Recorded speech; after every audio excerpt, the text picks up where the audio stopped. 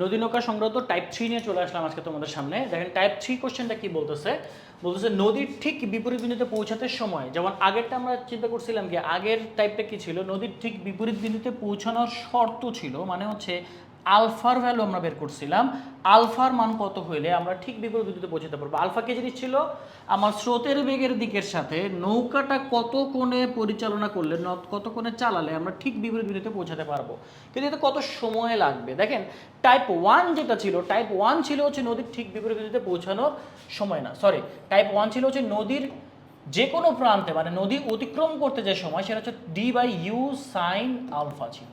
তোমাদের যদি মনে থাকে যে নদীর ঠিক বিপরীত বিন্দু না, যে কোনো বিন্দুতে পৌঁছানোর কন্ডিশন ছিল হচ্ছে d/u সাইন আলফা। এখন আমরা বলতেছি ঠিক বিপরীত বিন্দুতে পৌঁছানোর জন্য আমার টাইম কত লাগবে, সেটা কি এইটা দিয়ে করা যাবে? অবশ্যই করা যাবে। সেটা হচ্ছে টাইপ 1 ছিল এটা, টাইপ 1 ছিল এটা। আর টাইপ 2 এ আমরা শিখছিলাম হচ্ছে এই যে আলফার ভ্যালু, এই আলফার ভ্যালু বের করা শিখছিলাম। আলফা ইকুয়াল আমরা শিখছিলাম হচ্ছে cos ইনভার্স -v/u, এটা আমরা শিখছিলাম, তাই না?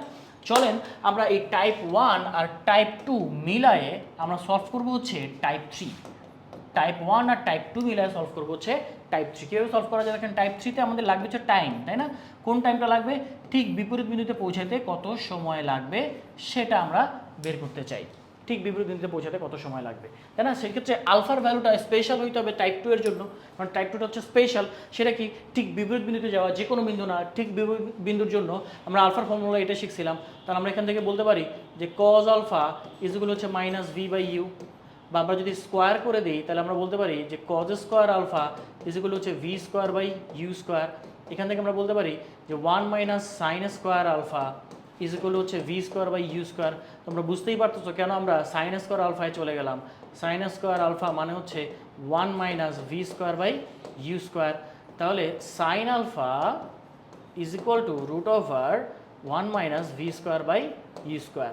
এটাকে যদি একটু সিম্পলিফাই করি তাহলে আমরা লিখতে পারি u² - v²/u²। এটা হচ্ছে সাইন আলফার ভ্যালু, সাইন আলফার ভ্যালু। ঠিক আছে? সো এই জায়গায় আমরা আরেকটু যদি সিম্পলিফাই করে নিই তাহলে নিচের u² কি চলে আসবে? বাইরে চলে আসবে না? মানে আমরা সাইন আলফার ভ্যালু বের করে ফেললাম ঠিক বিপরীত বিন্দুতে যাওয়ার জন্য সাইন আলফার ভ্যালু কত হতে হয়। দেখেন d/u ইন্টু √, এখানে হচ্ছে u² - v²/u²। আর রুট করলে আমরা রুটের বাইরে যদি নিয়ে আসি তাহলে আমরা বলতে পারি যে ইউ ইন্টু √, উপরে থাকবে হচ্ছে u² - v² এটা রুটের বাইরে চলে আসলে ইউ হয়ে যাবে, ইউ কাটা চলে যাবে। তাহলে আমরা টি ইজ ইকুয়াল টু এই কেসে পাবো হচ্ছে d/√u²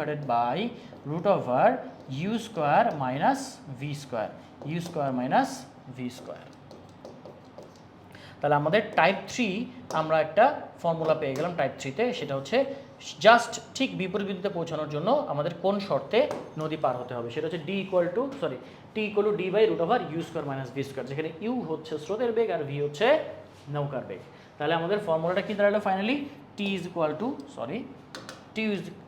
টু d/√u² - v²।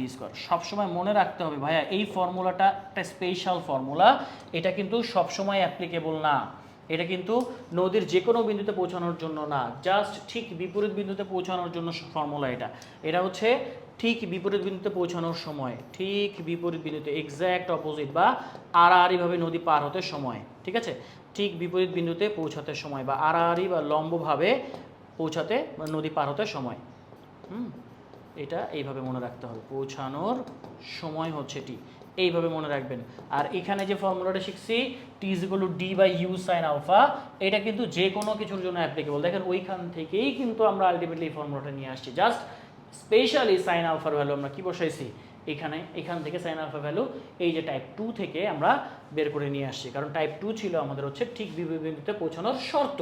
সেই শর্তটাকে আমরা অ্যাপ্লাই করছি হচ্ছে টাইপ 1-এ, সেই শর্তটা অ্যাপ্লাই করে আমরা টাইপ 3 পেয়ে গেলাম। তার মানে তিনটা কম্বাইন্ড মিলায় আমরা আসলে একটা জিনিস জানতে পারলাম, সেটা হচ্ছে ঠিক বিপরীত বিন্দুতে পৌঁছাতে কত সময় লাগবে সেটার ফর্মুলা। ঠিক আছে? এটাকে অন্য কোনোভাবে করা যেত? হ্যাঁ করা যেত, আরও সহজে করা যাবে। খেয়াল করে দেখেন যে আমি যখন এখান থেকে এখানে পৌঁছাবো ভাই কত দূরত্ব অতিক্রম করবো? ডি দূরত্ব অতিক্রম করবো।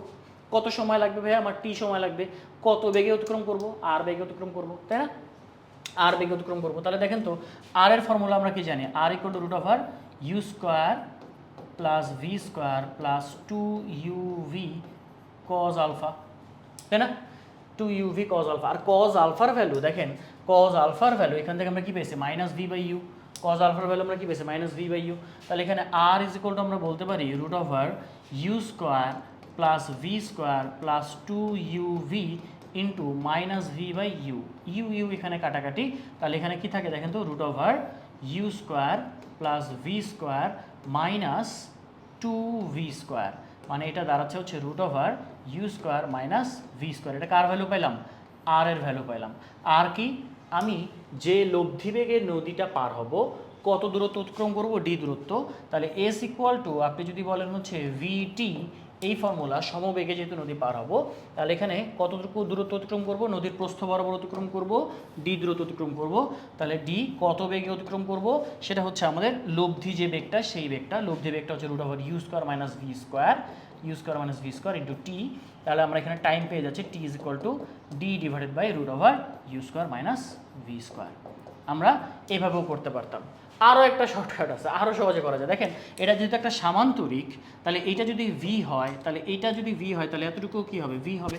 তাহলে এইটা একটা সমকোণী ত্রিভুজ, সমকোণী ত্রিভুজের ক্ষেত্রে আমরা বলতে পারি এইটা হচ্ছে ইউ হচ্ছে অতিভুজ, এটা হচ্ছে একটা বাহু, এটা হচ্ছে আরেকটা বাহু, একটা লম্বা একটা ভূমি। তাহলে আমরা কিন্তু এখান থেকেও বলতে পারি যে ভাইয়া অতিভুজের স্কোয়ার ইজ ইকুয়াল টু হচ্ছে V square plus R square.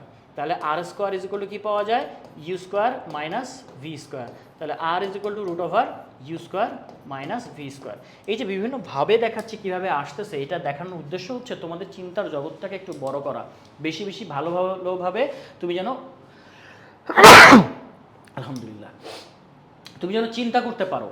হ্যাঁ, এই আর এর ভ্যালুটা আসলে আরটা কি, লব্ধি বেগ। আমি যে বেগে নদীটা পার হতে চাচ্ছি, তাই না, সেই বেগে পার হতে গেলে আমি কত দূরত্ব অতিক্রম করবো, ডি দূরত্ব অতিক্রম করবো, নদীর প্রস্থের সমান দূরত্ব অতিক্রম করবো, কারণ আমি ডিরেক্ট প্রস্থ বরাবর নদী পার হচ্ছি। টাইম আমার কত লাগতেছে, টাইম আমার টি লাগতেছে। তাহলে সেক্ষেত্রে আমরা বলতে পারি যে s equal to v prime into t. V মানে হচ্ছে সেই সমবেগটা, যে বেগে নদী পার হচ্ছে, কত দূরত্ব অতিক্রম করতেছে ডি, টাইম লাগতেছে টি, আর সেই লব্ধি বেগটা হচ্ছে root over you square minus V square. আমরা এইভাবেও করতে পারি, আমরা এইভাবেও আর এর ভ্যালু বের করতে পারি, অথবা আমরা এই যে টাইপ 1 টাইপ 2 মিলাই টাইপ 3তে যদি আমরা স্পেশাল কন্ডিশন অ্যাপ্লাই করি, তাহলে কিন্তু আমরা এটা অ্যাপ্লাই করতে মানে বের করতে পারবো যে ঠিক বিপরীত বিন্দুতে যেতে আমাদের কত সময় লাগবে। এইটা কিন্তু ঠিক বিপরীত বিন্দুতে যাওয়া মানে হচ্ছে কি, সর্বনিম্ন দূরত্বে নদী পার হতে কত সময় লাগবে, তাই না? এটা আমরা টাইপ 2তেও শিখছি, সর্বনিম্ন দূরত্বে নদী পার হওয়ার সময়, তাই না? এখন আমরা আরেকটা জিনিস দেখবো, সেটা হচ্ছে টাইপ 4। টাইপ 4টা আমরা কি দেখবো, এটা একদম খুবই সিম্পল, এটা আমরা আসলে টাইপ 1-এর সাথে দেখা দেওয়া উচিত ছিল, যে সর্বনিম্ন সময়ে নদী পার হবার শর্ত, সর্বনিম্ন সময়ে নদী পারাপার, মিনিমাম টাইম বা লিস্ট টাইম নদী পার হওয়া, সর্বনিম্ন সময়ে নদী পার হওয়া। তার মানে টাইমটা আমাদের কী হতে হবে, মিনিমাম হইতে হবে। দেখেন টাইমের ফর্মুলা কিন্তু আমরা একটাই, নদীর যে কোনো বিন্দুতে পৌঁছাই না কেন, সেটা হচ্ছে u d by u sine alpha. এটা হচ্ছে এই টাইমটা আমার লাগতে হবে। এখন দেখেন এই টিটা মিনিমাম কখন হবে, টি মিনিমাম কখন হবে, যখন এই নিচের ভ্যালুটা ম্যাক্সিমাম হবে, নিচের ভ্যালুটা ম্যাক্সিমাম হবে, সর্বোচ্চ হবে। তাহলে এই নিচের ভ্যালুটা যদি ম্যাক্সিমাম হয়, তাহলে টি হবে মিনিমাম। তাহলে আমরা বলতে পারি নিচের মধ্যে ইউ তো কনস্ট্যান্ট, তাহলে ভ্যারি করতে পারে কি, সাইন আলফা। তাহলে আমরা বলতে পারি টি মিনিমাম হতে হলে ইউ সাইন আলফা কি হইতে হবে বলেন তো, ম্যাক্সিমাম হইতে হবে। আর এই ইউ সাইন আলফা ম্যাক্সিমাম কখন হবে, যখন আমরা বলবো হচ্ছে সাইন আলফা কি হবে বলেন তো, ম্যাক্সিমাম হবে। আর সাইন আলফার ম্যাক্সিমাম ভ্যালু আমরা কিন্তু জানি হচ্ছে 1। তার মানে সাইন আলফার ম্যাক্সিমাম ভ্যালু 1 মানে হচ্ছে এই 1 কোথা থেকে পাবো, সাইন 90 ডিগ্রি থেকে পাবো। এর অর্থ হচ্ছে আলফার ভ্যালু হতে হবে 90 ডিগ্রি। এখানে আপনারা একটু খেয়াল করেন যে আমার যদি সর্বনিম্ন সময় নদী পার হতে হয়, তাহলে আলফা হইতে হবে হচ্ছে 90 ডিগ্রি। আর আলফা যদি 90 ডিগ্রি হয়, তাহলে আমরা টি মিনিমাম কি বলতে পারি, d divided by u sine 90 degree. আর সাইন 90 ডিগ্রি ভ্যালু হচ্ছে 1, তার মানে হচ্ছে ডি বাই ইউ হচ্ছে আমার টি মিনিমাম। সর্বনিম্ন সময়ে নদী পার হওয়ার জন্য আমার শর্ত হচ্ছে বা ফর্মুলা হচ্ছে ডি বাই ইউ। ঠিক আছে, এখানে শর্তটা কি, ইউ এর ভ্যালু কী হইতে হবে বলেন তো, ইউ কত হইতে হবে, 90 ডিগ্রি। ইউ 90 ডিগ্রি হওয়া মানে কি, ইউ 90 ডিগ্রি হওয়া মানে কি, আমি যখন নদী এখান থেকে ঠিক বিপরীত বিন্দু বরাবর রওনা দিব, পৌঁছাবো না কিন্তু, কথা মনে রাখতে হবে। আমি কিন্তু ঠিক বিপরীত বিন্দু বরাবর রওনা দিব, মানে হচ্ছে আমার ভি এর সাথে আমার স্রোতের বেগের দিকের সাথে আলফার ভ্যালু 90 ডিগ্রি হইতে হবে, আলফার ভ্যালু 90 ডিগ্রি হইতে হবে।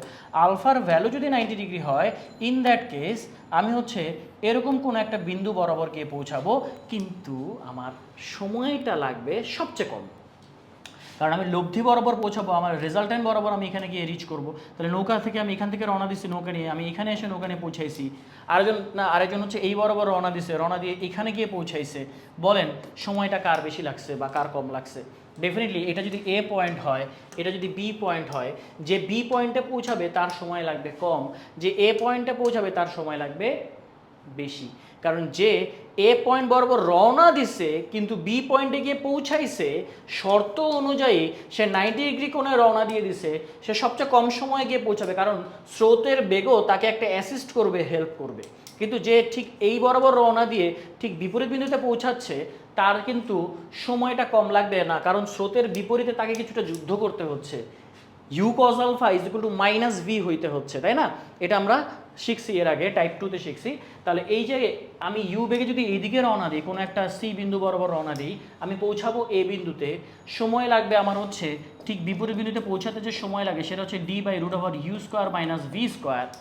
কিন্তু যদি আমি এ বরাবর রওনা দিই, পৌঁছাবো না, আমি পৌঁছাবো বি বিন্দু বরাবর, আমার সময় লাগবে কম, সেই সময়টা হচ্ছে t=d/u। তাহলে আমার অবশ্যই ঠিক বিপরীত বিন্দু বরাবর রওনা দিলে সময় লাগে সবচেয়ে কম, কিন্তু ঠিক বিপরীত বিন্দু বরাবর পৌঁছাইতে লাগলে সময় লাগবে কিন্তু বেশি। ঠিক আছে, এই হচ্ছে কথা। তো এরকম প্রশ্ন কিন্তু তোমরা বই খুললেই খুঁজে পাবা, যে একজন এ বিন্দু বরাবর রওনা দিছে, বি বিন্দুতে পৌঁছাইছে, আরেকজন সি বিন্দু বরাবর রওনা দিছে, এ বিন্দুতে পৌঁছাইছে, কার সময় বেশি লাগবে বা কার সময় কম লাগবে, এইগুলো প্রশ্ন কিন্তু পরীক্ষায় এসে থাকে। তো সর্বনিম্ন সময়ে নদী পার হওয়ার সময় কত লাগে সেটা আমরা শিখে ফেলছি, এবং সর্বনিম্ন দূরত্বে নদী পার হতে বা ঠিক বিপরীত বিন্দুতে পৌঁছাতে কত সময় লাগবে সেটাও আমরা শিখে ফেলছি। ঠিক বিপরীত বিন্দুর জন্য আমরা ইউজ করবো হচ্ছে t=d/√u² মাইনাস ভি স্কোয়ার। এটা আমাকে সর্বনিম্ন সময়ে নদী পার করবে না, এটা আমাকে সর্বনিম্ন দূরত্বে নদী পার করবে, এই বিন্দু থেকে এই বিন্দুতে নিয়ে চলে যাবে। কিন্তু সর্বনিম্ন সময়ে নদী পার হতে গেলে আমি ঠিক বিপরীত বিন্দুতে নাও পৌঁছাতে পারি, আমি অন্য একটা বিন্দুতে গিয়ে পৌঁছাবো, কিন্তু আমার সময়টা লাগবে সবচেয়ে কম। সেই সময়টা কত? t=d/u, যেখানে আলফার ভ্যালু হচ্ছে 90 ডিগ্রি হবে। ঠিক আছে, সো এর পরের পর্ব নিয়ে সামনে চলে আসবো খুব দ্রুত। আল্লাহ হাফেজ।